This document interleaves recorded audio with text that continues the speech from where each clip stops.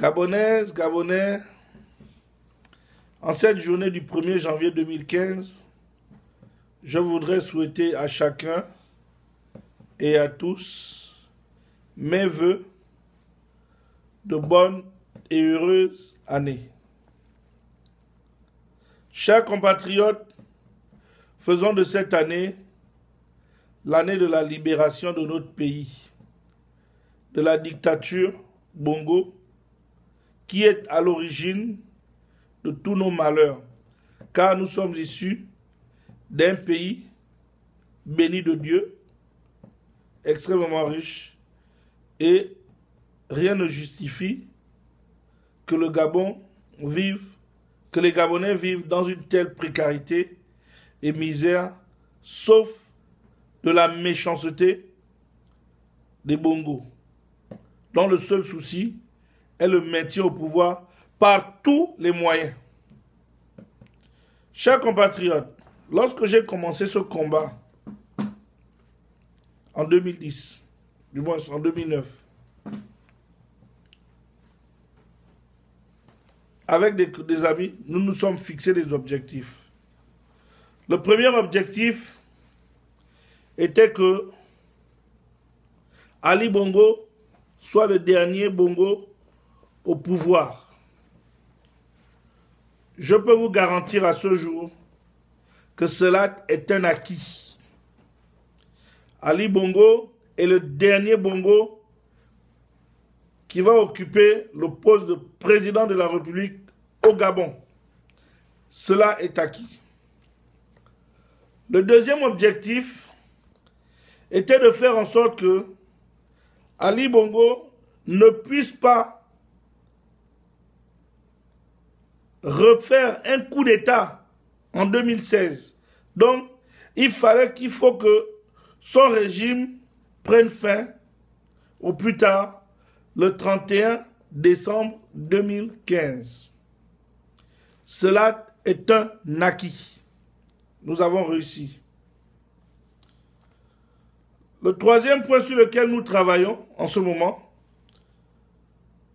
est de faire en sorte que ce régime, qu'Ali Bongo ne puisse pas arriver au terme du soi-disant mandat. Si je dis soi-disant, parce qu'il y a certains, même dans l'opposition,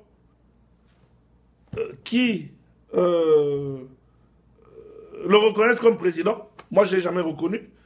Parce que pour moi, c'est un dictateur, c'est un putschiste, c'est un assassin. Et maintenant, il est démontré que c'est une imposture. Car il n'a même pas d'acte de naissance gabonais. Donc, il n'est pas éligible. Donc, aujourd'hui, il est démontré clairement que c'est une imposture. Alors, donc, le troisième point est de faire en sorte qu'il n'arrive pas à la fin de son mandat. Pour cela, nous avons mis en place une stratégie. Sachez que,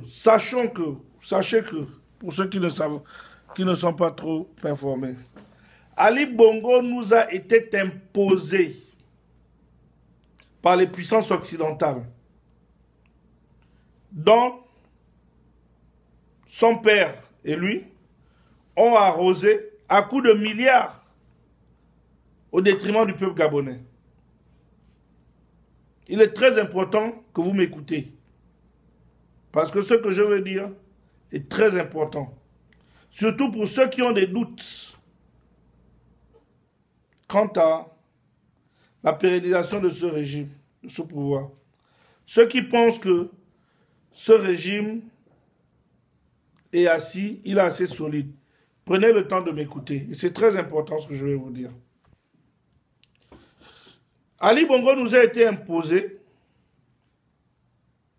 par les puissances occidentales, par certains dirigeants occidentaux, tels que Sarkozy, et ses soutiens aussi ici aux États-Unis, ses amis à New York, dont nous connaissons, qui nous l'ont imposé, parce qu'il a arrosé à coups de milliards au détriment du peuple gabonais. Donc notre premier objectif dans ce combat était de casser ses soutiens. Faire en sorte que il n'ait plus ses soutiens. Il fallait l'isoler. Et pour l'isoler, il fallait démontrer que c'est un dictateur. Parce que Ali Bongo et ses amis, l'ont toujours fait passer comme un démocrate. Alors qu'en fait, c'est un dictateur. Tout simplement parce que la dictature au Gabon était, comment dirais-je, la presse au Gabon était tellement muselée que les violations des droits de l'homme ne sortaient pas. Nous avons mis un plan en place qui était de piéger Ali pour montrer au monde que ce gars est un dictateur. Et comme il est bête, je dis bien, oui Ali, tu es bête. Et comme Ali est bête, depuis 2009, tu ne fais que tomber dans nos pièges. Moi, dans le piège de Landry Amiang, tu tombes dans mes pièges. Et c'est ta fin. La bêtise d'Ali fait qu'à chaque fois qu'il pose la question à certains de ses amis, je ne vais même pas citer les noms, qui m'ont dit à eux que comment toi tu arrives à anticiper les actions d'Ali? Et le problème c'est que tu préviens qu'Ali va faire ça et lui au lieu d'éviter, il fait. Il tombe, je dis parce que tout simplement il est bête. Parce que tout simplement Ali est bête. Et il tombe toujours les deux pieds dans nos pièges. Aujourd'hui, il se retrouve isolé. Aujourd'hui, c'est reconnu que c'est un dictateur. Il n'a plus de soutien. La France l'a lâché. Sarkozy a perdu des élections, certainement à cause de lui. Il a contribué. En plus de l'affaire Gbagbo. Obama, son ami, pas son ami, parce qu'Ali, c'est un torcheur. Il n'a pas d'amis. Il torche l'amitié avec Obama, avec des Américains. Parce qu'il se dit, en ayant des photos avec eux, ça va démontrer, ça va montrer aux Gabonais qu'il a des soutiens à l'extérieur, alors qu'il n'a rien. Aujourd'hui, là où je vous parle, les gens ne veulent plus s'associer avec lui. Comme je vous ai dit, avant, il venait aux États-Unis tous les 2 mois, non? En 2009-2010. Pourquoi il ne vient plus? Il ne vous a jamais expliqué. Ah, moi, je connais pourquoi il ne vient plus. Et lui, il sait pourquoi il ne vient plus.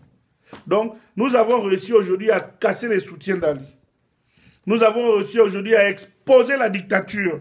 Nous avons réussi aujourd'hui à démontrer qu'au Gabon, nous sommes gérés par une dictature, un dictateur. J'ai fait une vidéo il n'y a pas longtemps. C'est dommage, mes 2 beaux-frères, Nénès Po et Hervé Mpianga. C'est dommage, mes chers beaux-frères. Je vous ai averti. Vous allez terminer à la CPI, à la Cour pénale internationale, à cause des événements qui se sont passés au 5.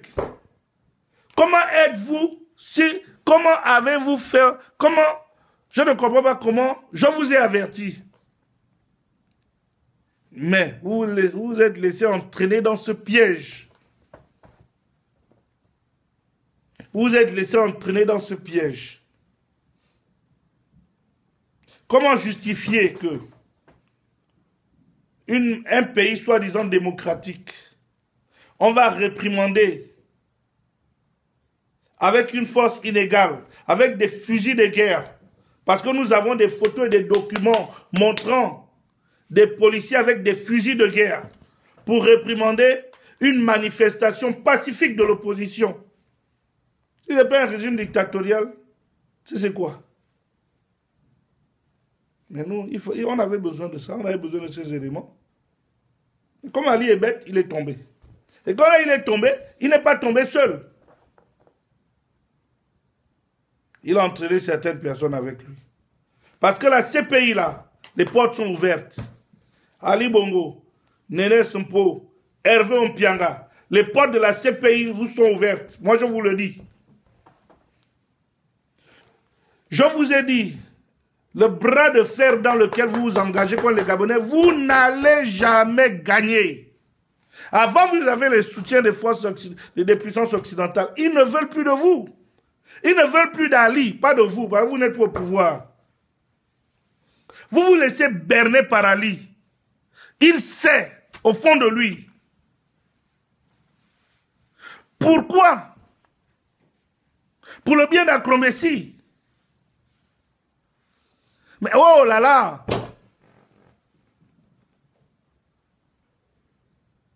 je vous ai averti il n'y a pas longtemps. Vous n'avez pas hésité à tirer sur les Gabonais. Il y a tellement de documents. Quels que soient les petits zinzins que vous êtes en train de faire là, j'ai vu le document que vous avez fait et tout le reste. Ça ne trompe plus personne. Moubarak a essayé ça en Égypte. Ça n'a pas marché. Kadhafi l'a essayé en Libye, ça n'a pas marché. Les Occidentaux connaissent ça là. Ce que vous êtes en train de faire, ils connaissent ça. Ils ont trop vu ça. C'est dans, comment on dit, le book,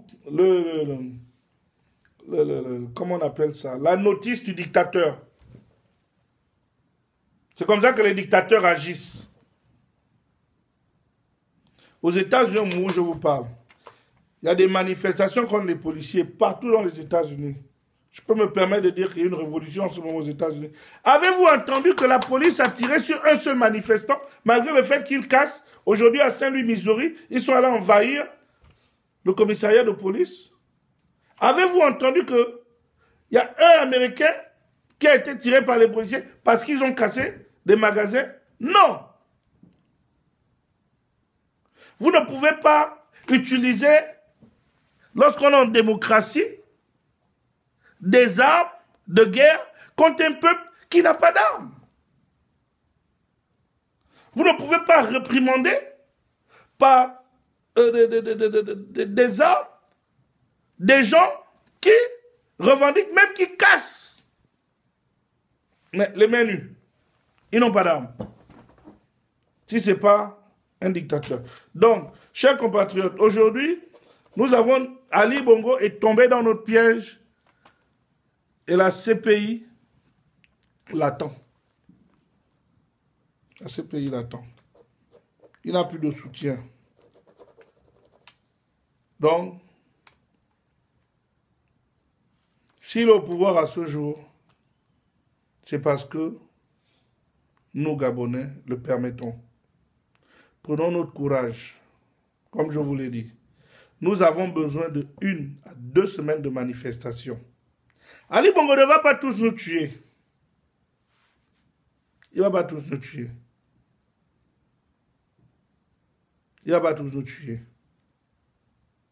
Il va tuer certains, je suis documenté,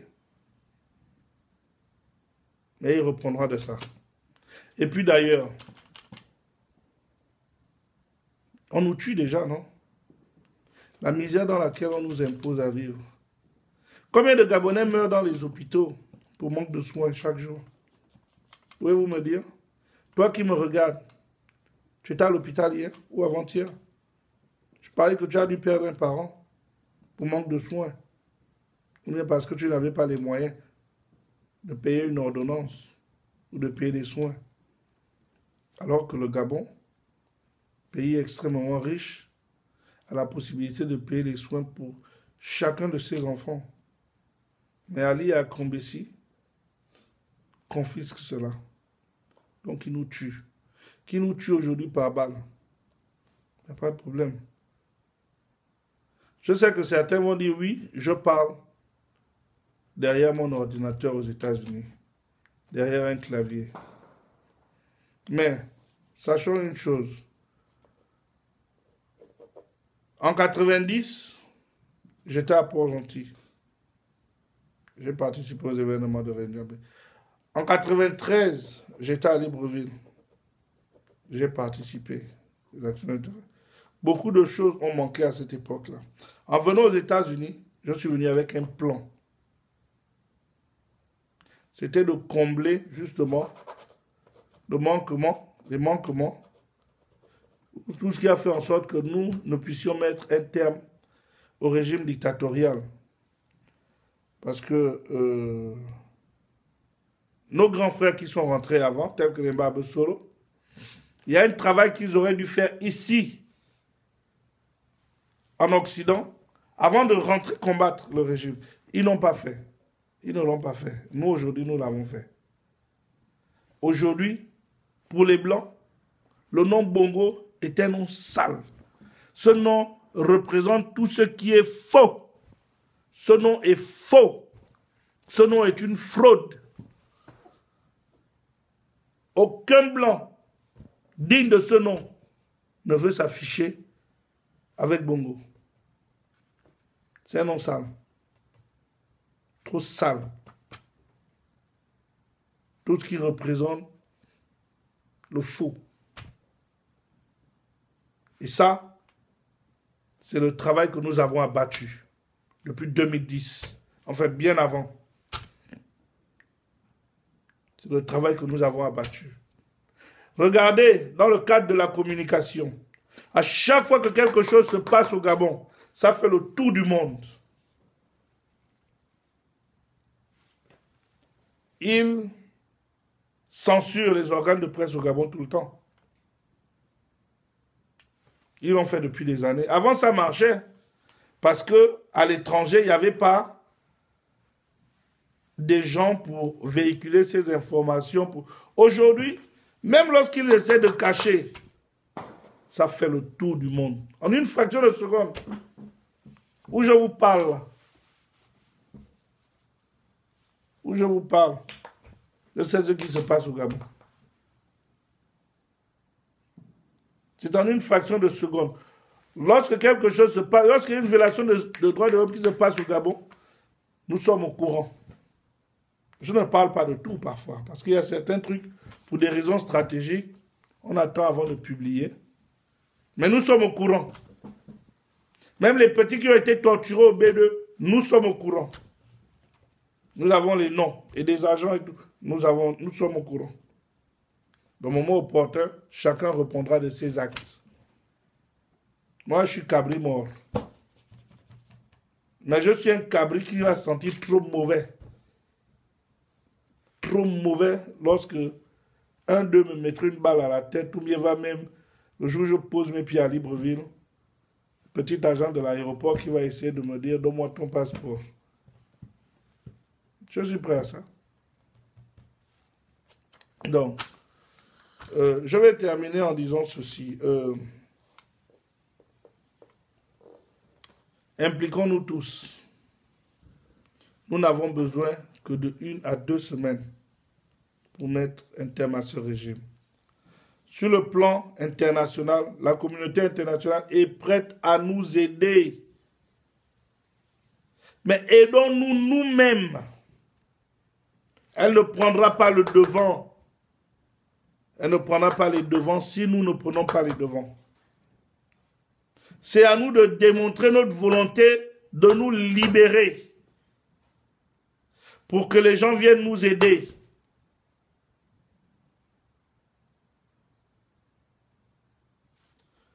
Ali va tuer 2 Gabonais. Il nous tue déjà. Moi, je suis prêt, comme je le dis, d'ailleurs, j'ai déjà donné ma vie. Parce que j'ai plus de vie. Mais le travail que nous faisons ici, si on pouvait échanger, que tous les Gabonais, vous venez faire ça ici, et moi je reste là-bas, franchement, je l'aurais fait. Mon but, les actions de terrain, j'aurais souhaité être au Gabon. Et je souhaite être au Gabon. Et je serai au Gabon d'ailleurs, parce que si nous ne prenons pas nos responsabilités, d'ici quelque temps, moi je viendrai au Gabon. Je viendrai au Gabon. S'ils veulent m'arrêter, qu'ils m'arrêtent. S'ils veulent me tuer, qu'ils me tuent. Donc, aujourd'hui, le régime Bongo se retrouve comme un serpent qu'on a coincé au coin du mur. Il est dans un coin et il lance le venin partout parce qu'il n'a plus d'issue. Le fruit est suffisamment mûr. Bousculons un peu le manguier et il tombe. C'est par ce message que je termine. Je vous remercie.